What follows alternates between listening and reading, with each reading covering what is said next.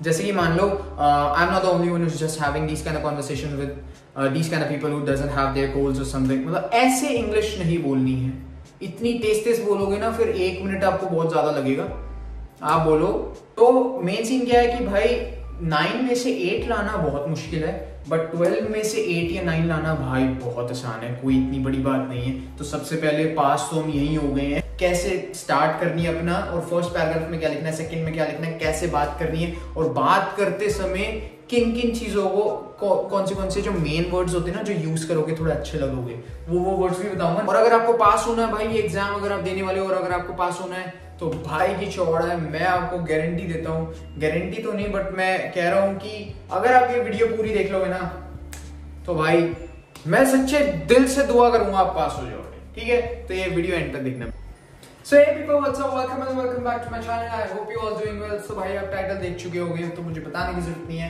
आज बात करेंगे भाई हम सेल्फ पिप के बारे में कि सेल्फ पिप क्या है, ये एग्जाम है, ये किस चीज का एग्जाम है, इसको क्यों देते हैं, इसके पॉइंटर्स क्या है, और तो थोड़ा बहुत एनालाइज करेंगे कि भाई ये एग्जाम को हम पास कैसे कर सकते हैं, और इसका मैं थोड़ा कॉन्टेक्स्ट बताऊंगा कि भाई ये कैसे क्वेश्चंस आते हैं और ये कैसे फ्रेम होते हैं, और मतलब छोटा मोटा जो भी इसके बारे में जो भी इंफॉर्मेशन है कि कितना बड़ा है, कितने घंटे, कितने पॉइंटर्स, कितने क्वेश्चंस आते हैं, सब कुछ, ठीक है।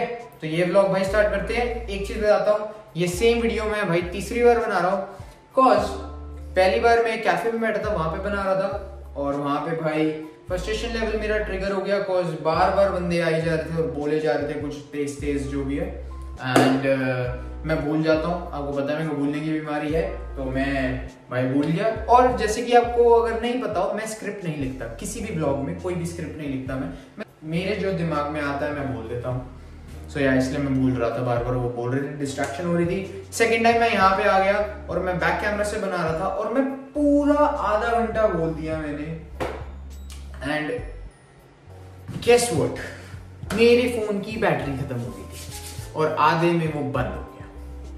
आधे में क्या 2 मिनट शूट हुआ और बंद हो गया। तो अब फिर मैं ये तीसरी बार बना रहा हूँ फोन पूरा चार्ज करके। तो प्लीज भाई थोड़ी सी इज्जत करो, थोड़ी सी इज्जत करो मेहनत की, और प्लीज 1 सेकंड लगेगा लाइक करने में, तो प्लीज लाइक जरूर कर देना ये वीडियो। और अगर आपको पास होना है भाई, ये एग्जाम अगर आप देने वाले हो और अगर आपको पास होना है तो भाई की चौड़ा है, मैं आपको गारंटी देता हूँ, गारंटी तो नहीं बट मैं कह रहा हूँ कि अगर आप ये वीडियो पूरी देख लोगे ना तो भाई मैं सच्चे दिल से दुआ करूंगा आप पास हो जाओगे, ठीक है। तो ये वीडियो एंड तक देखना प्लीज। चलो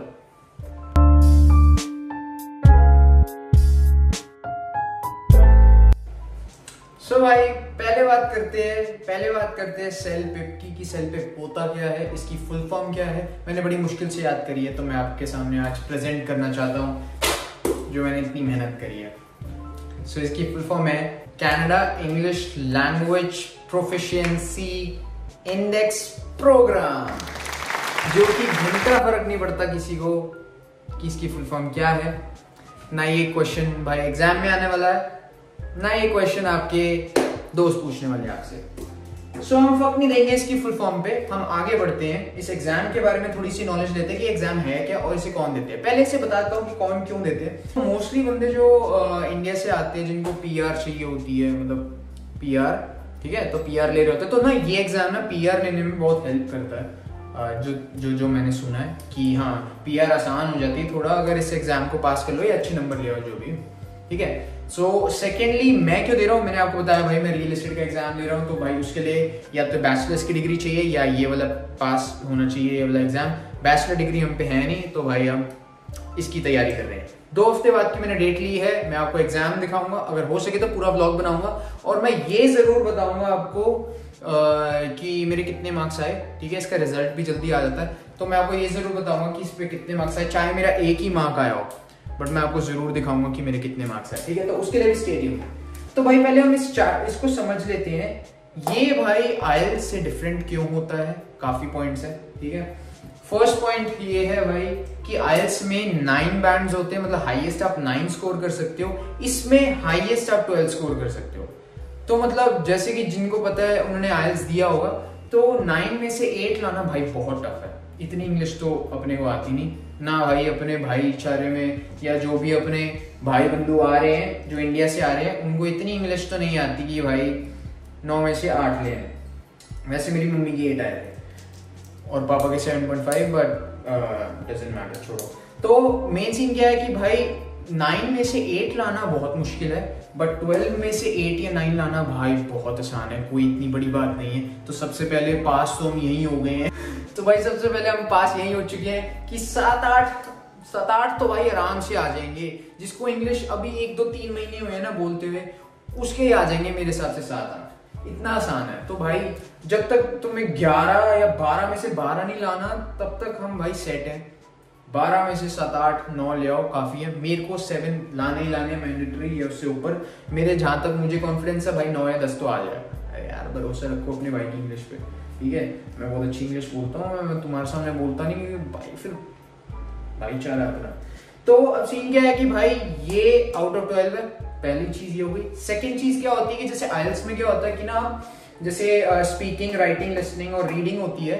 आइल्स में क्या होता है, पहले दिन पे स्पीकिंग होती है और सेकंड डे या थर्ड डे पे या जब भी आप नेक्स्ट बुक कराते हो, नेक्स्ट सिटिंग, उसमें राइटिंग, लिसनिंग और रीडिंग हो जाएगी। बट या पहले राइटिंग, लिसनिंग, रीडिंग हो जाएगी और सेकंड टेक में आपकी स्पीकिंग होगी। बट इसमें क्या है कि ये 1 सिटिंग एग्जाम है। 1 सिटिंग एग्जाम क्या होता है कि चारों एक ही दिन पे हो जाएंगे, जो कि भाई सही है, बढ़िया है।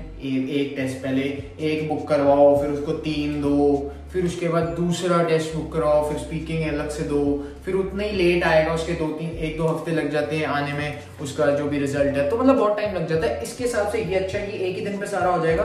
और सबसे बेस्ट चीज भाई, इसका रिजल्ट 5-6 दिन में आ जाता है, मैक्सिमम 1 हफ्ते के अंदर आ जाता है। तो सबसे बढ़िया चीज ये है। ये पूरा एग्जाम 3 घंटे का है, ठीक है, 3 घंटे लंबा है और इसमें स्पीकिंग, राइटिंग, लिसनिंग, रीडिंग सब आ जाती है, ठीक है भाई। तो ये तो हो गया ओवरऑल। सेकंड भाई सबसे मेन चीज क्या है इसकी, थर्ड मेन चीज है, ये कंप्यूटराइज है। कंप्यूटराइज मतलब हर चीज कंप्यूटर पे होगी, राइटिंग भी कंप्यूटर पे टाइप होएगा, स्पीकिंग भी कंप्यूटर के सामने ही होएगी, आपकी रिकॉर्डिंग होगी, वो उस पर बाद में बात करते हैं उस पर। तो स्पीकिंग, राइटिंग, लिसनिंग, रीडिंग सब कुछ जो है कंप्यूटर पे होगा, जो कि बहुत अच्छी बात है। क्योंकि अगर सामने टीचर होता है कोई, वैसे इसमें तो टीचर नहीं होता, आइल्स में टीचर होता है, सामने टीचर होता है ना, तो वो आपकी हर एक चीज नोटिस करता है कि आप कैसे बात कर रहे हो कुछ है। कंप्यूटर तो भाई, कंप्यूटर के सामने कोई नर्वस भी नहीं होता पहली बार, ठीक है। तो भाई टीचर्स के सामने हम नर्वस जल्दी हो जाते हैं। वो हमारे को जैसे देख के अगर वो भाई थोड़ा ऐसा एक्सप्रेशन दे दे कि भाई ये क्या बोल रहा है कुछ है, तो मोरल डाउन हो जाता है, थोड़ा लगता है कि यार मैं गलत इंग्लिश बोल रहा हूँ क्या। ये सब कंप्यूटर के सामने तो कुछ है ही नहीं, आराम से जैसे मर्जी बोलो भाई, कोई चक्कर नहीं, ठीक है। एक सबसे भाई मेन पॉइंट क्या है कि आइल्स में क्या होता है कि आइल्स में ना आपको कोई भी क्वेश्चन देंगे, आपको 2 से 3 मिनट नॉन स्टॉप बोलना होता है, 2 से 3 मिनट नॉन स्टॉप। इसमें सबसे बेस्ट चीज क्या है कि मैक्सिमम आपको 1 से 1.5 मिनट बोलना होता है। 60 सेकंड या 90 सेकंड बहुत आसान है, आराम से निकल जाती है। इतने तो भाई कोई भी बोल सकता है, इतना कोई बड़ी बात नहीं होती 1 या 1.5 मिनट बोलना, ठीक है। इसकी एक स्पेसिफिक वीडियो बना दूंगा, स्पेसिफिक वीडियो की कौन से क्वेश्चन पे आपको कैसे आंसर लिखना है, कैसे स्टार्ट करनी है अपना, और फर्स्ट पैराग्राफ में क्या लिखना है, सेकंड में क्या लिखना है, कैसे बात करनी है, और बात करते समय किन किन चीजों को कौन से जो मेन वर्ड्स होते हैं ना, जो यूज करोगे थोड़ा अच्छे लगोगे, वो वर्ड्स भी बताऊंगा नेक्स्ट वीडियो में। ये बहुत लंबी हो जाएगी, इसमें हम सिर्फ ओवरऑल बात कर रहे हैं कि सेल्फ पेपर एग्जाम क्या है और कैसे क्वेश्चन आएंगे, ठीक है। तो भाई यार कि 30 सेकंड का आपको जो भी क्वेश्चन आएगा 30 सेकंड तक आपको प्रिपेयर करने का टाइम देंगे। 30 सेकंड में आप लिख सकते हो या याद कर सकते हो, जो भी है कि आपको क्या बोलना है, और 60 सेकंड्स तक आपको बोलना है, 60 या 120, 60 और 90 सेकंड्स, ठीक है। तो ये भाई ओवरऑल था सेल्फ पेपर का।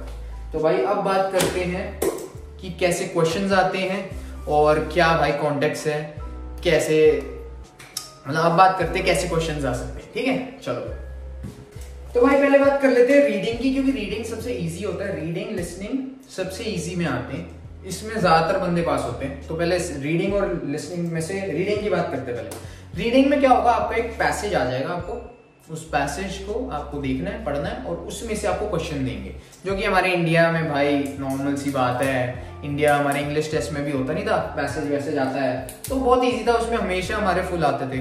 पैसेज दे देंगे, कुछ भी छोटा सा पैसेज होगा या 1-2 पैराग्राफ का पैसेज होगा, उसमें से आपको क्वेश्चन दे देंगे, वो यार ढूंढ लो, उसी में क्वेश्चन होते हैं आंसर्स, तो आप वो ढूंढ लो, ढूंढ के लिख लो। सबसे बेसिक इजी, इसमें कुछ समझने वाला नहीं है, बस 1-2 चीजें हैं कि अगर आपको एक क्वेश्चन जो है उसका आंसर नहीं मिल रहा, आपने एक बार पैराग्राफ पढ़ लिया, तो मोस्टली सेकंड क्वेश्चन का पहले आंसर देख लो, थर्ड फोर्थ का पहले देख लो, लास्ट में देख लेना फर्स्ट का। टाइम ज्यादा नहीं वेस्ट करना है, टाइम मैनेजमेंट बहुत जरूरी है। 3 घंटे का पेपर है, बहुत लेंथी है, स्पीकिंग में भी टाइम लगेगा, लिसनिंग में भी टाइम लगेगा और राइटिंग में भी मेन टाइम लगता है। तो ये सब कुछ 3 घंटे में करना, तो उसके हिसाब से देखना। एक मार्क के क्वेश्चन होते हैं, उस पर इतना ध्यान मत लगने लग जाना, ठीक है। मोस्टली पहले सारे कर लेना, अगर एक क्वेश्चन ना मिले, अगर मतलब एक नहीं मिल रहा है पूरे उसमें, तो उसे छोड़ दो, दूसरे कर लो ज्यादा, वो ज्यादा सही रहेगा, ठीक है। तो रीडिंग में और तो कुछ है नहीं ज्यादा समझने वाला।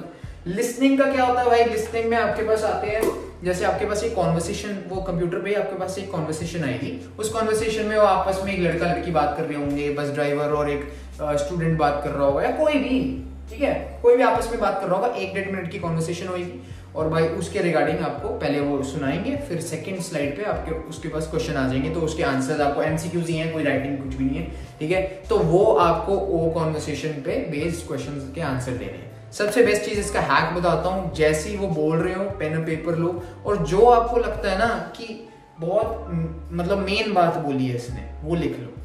कि अगर एक लेडी है, वो बस ड्राइवर से पूछती है कि पार्क का रास्ता कहाँ है, तो ये लिख लेना कि क्वेश्चन आ सकता है कि भाई लेडी कहाँ जाना चाहती थी, लेडी बस ड्राइवर से फर्स्ट कॉन्वर्सेशन क्या बात कर रही थी, वो बस ड्राइवर से क्या पूछ रही थी। तो मतलब हर एक क्वेश्चन को ना जो मेन बात है ना वो लिख लेना, और लिखना इन द सेंस कि पूरा पैराग्राफ नहीं, अच्छी हैंडराइटिंग में लिखने लग जाना, सिर्फ मेन बात लिखना। पार्क लिख देना बस, अगर वो पार्क पूछ रही है ना कि पार्क का रास्ता का है, पार्क लिख देना, इस स्ट्रीट से चढ़ी है, इस स्ट्रीट पे उतरी है, ये लिख देना। और भाई क्या कहते हैं, क्या ओपिनियंस थे, मतलब जो बोलती है उसका। फिर से बना रहा हूँ, कॉज 128 GB है, मेमोरी फुल हो गई थी, कट हो गई थी वीडियो, तो फिर से बना रहा हूँ, तो भाई लाइक कर देना। तो मतलब कि हाँ, मेन पॉइंट्स लिख लेना, पूरा सेंटेंस लिखने की कोई जरूरत नहीं है, ठीक है।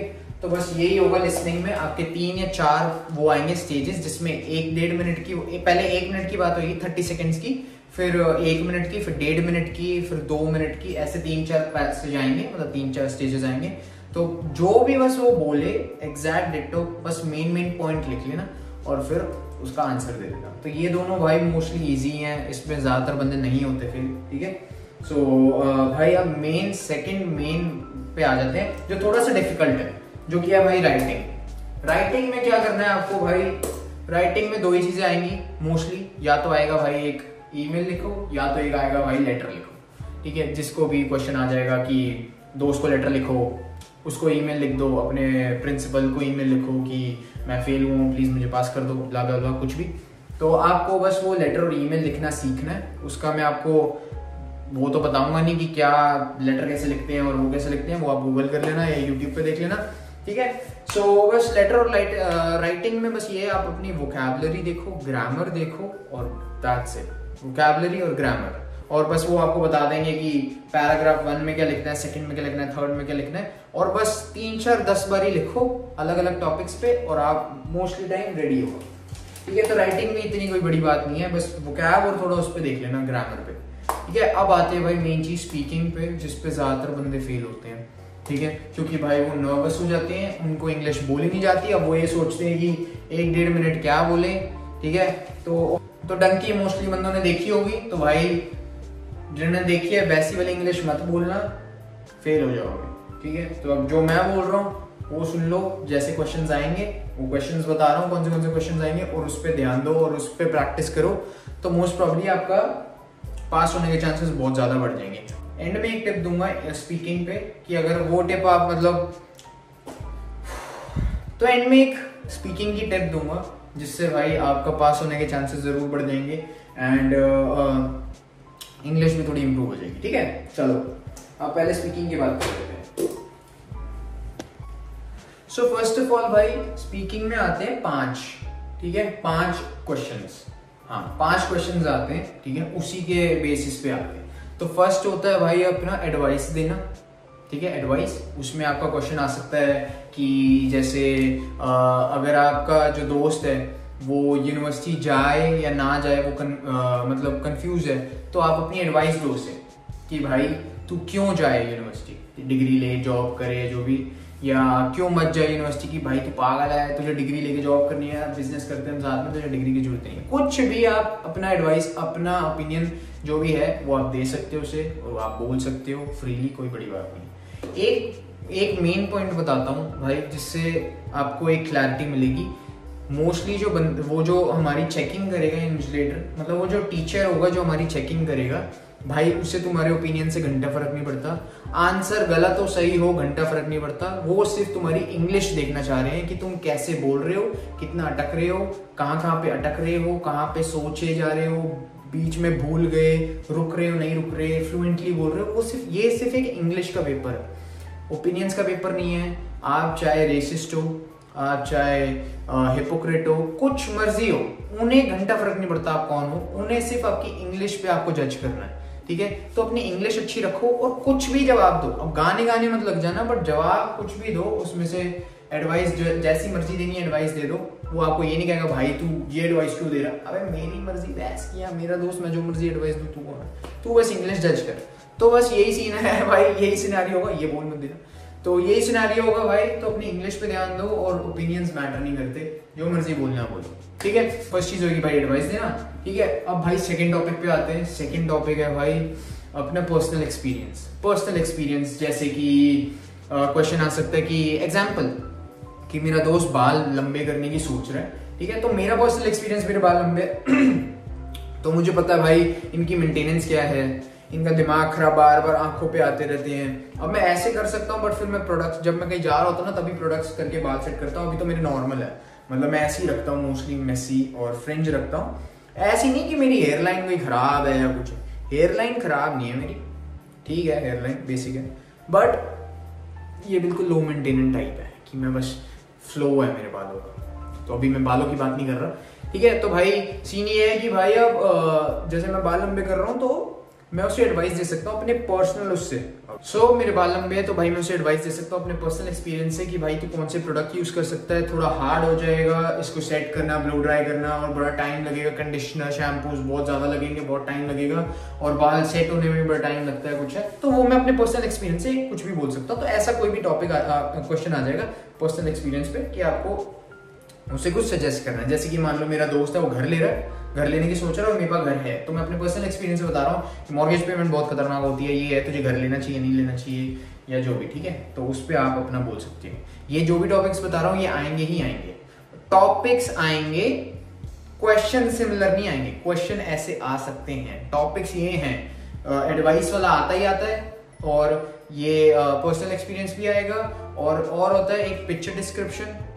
तो थर्ड होता है भाई पिक्चर डिस्क्रिप्शन। तो मान लो ये आपको एक पिक्चर दे देंगे या आपको एक पेंटिंग दे देंगे, जैसे एग्जांपल की मजनू भाई की पेंटिंग ले लो जिसपे घोड़े पे गधा होता है, ठीक है। तो वो आपको बस डिस्क्राइब करना है, वो वीडियो कह रहा हूँ, देखा दिमाग ही नहीं है, तो वो आपको पिक्चर डिस्क्राइब करनी होगी कि भाई ये घोड़े का कलर ये है, इस पे एक गधा है, गधे का ये एक्सप्रेशन है भाई, यहाँ पे घास है, और उसमें एक सिग्नेचर स्ट्रोक भी है। मतलब कुछ भी जो मर्जी आपके दिमाग में आए, आप बस आपको डिस्क्राइब करना है उस पेंटिंग को, ठीक है। अब एक सेक्सी टिप दे देता हूँ कि आपको हर चीज नहीं डिस्क्राइब करनी, आप सिर्फ मेन उसके 3 पॉइंट्स देख लो कि सबसे मेन क्या चीज है उस पिक्चर में, और फिर उससे बस 3 चीजें ही डिस्क्राइब करो। पूरा मत डिस्क्राइब करने लग जाना कि हर चीज डिस्क्राइब कर रहे हो, सिर्फ 1 या 2 या 3, मतलब मैक्सिमम 2 या 3 पॉइंट ही डिस्क्राइब करना, ठीक है। बट थोड़ा फ्रीली आराम से डिस्क्राइब करना, उस पर 60 सेकेंड्स आपको बोलना है।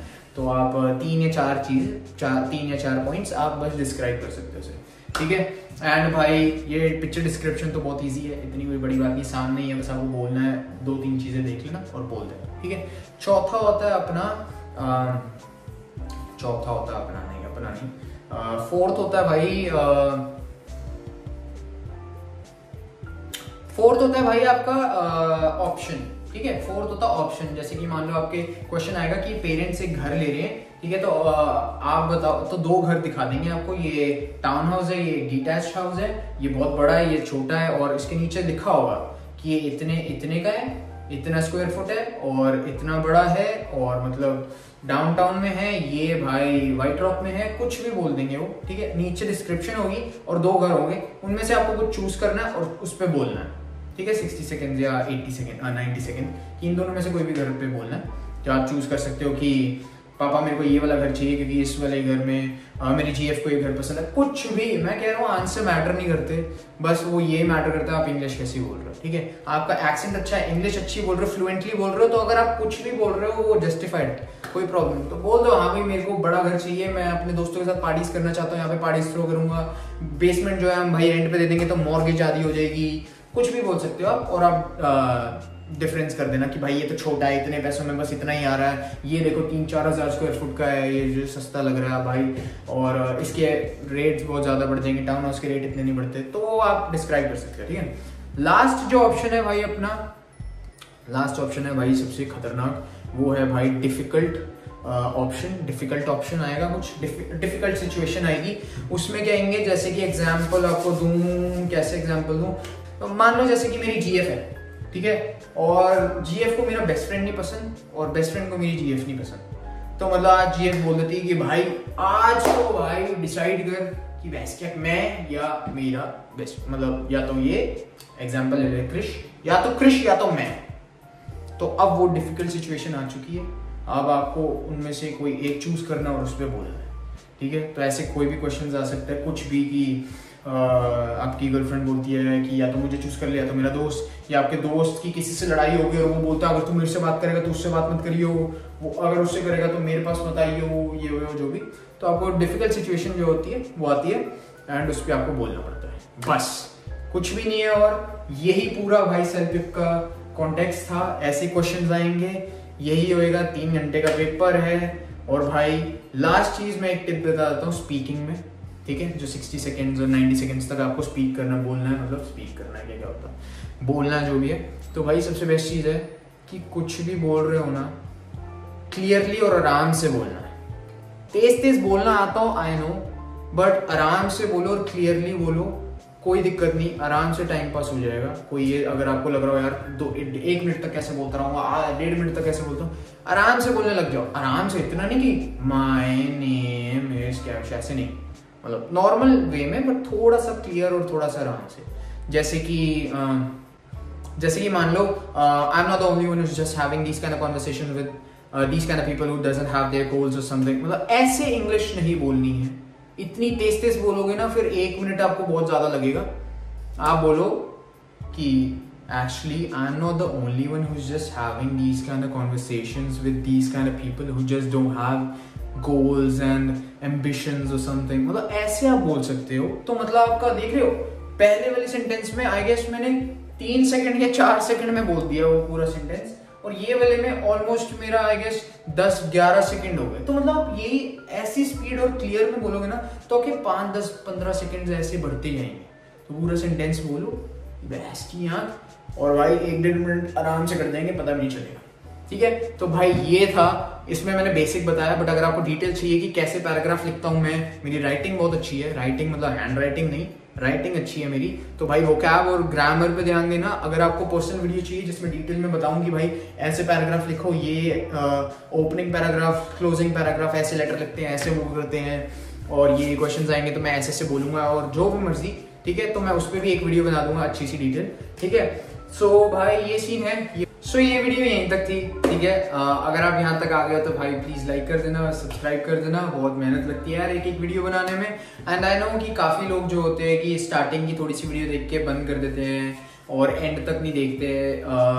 मेरे को पता है कि हाँ मेरे व्लॉग्स कोई परफेक्ट व्लॉग्स नहीं है, या मेरे इतने इंटरेस्टिंग व्लॉग्स नहीं होते कभी कभार, की मोस्टली बंदे एंड तक नहीं देखते। बट अगर आप यहाँ तक आ गए हो तो भाई सब्सक्राइब जरूर कर देना और लाइक जरूर कर देना, एंड मुझे कमेंट्स में जरूर बताना कि भाई कौन मेरे भाई है, मेरे बहन है, या दोस्त भी कह सकते हो, कि कौन सा मेरा भाई दोस्त है जो ये एग्जाम देने की तैयारी कर रहा है। और अगर हेल्प मिली हो तो भाई लाइक जरूर कर देना इस व्लॉग को। एंड अगर आप पास हो गए, मैं दुआ करूंगा भाई दिल से कि आप पास हो, और अगर आप पास हो गए तो भाई कमेंट्स में जरूर बताना कि भाई मैंने आपकी वीडियो देखी थी और मैं पास हो गया।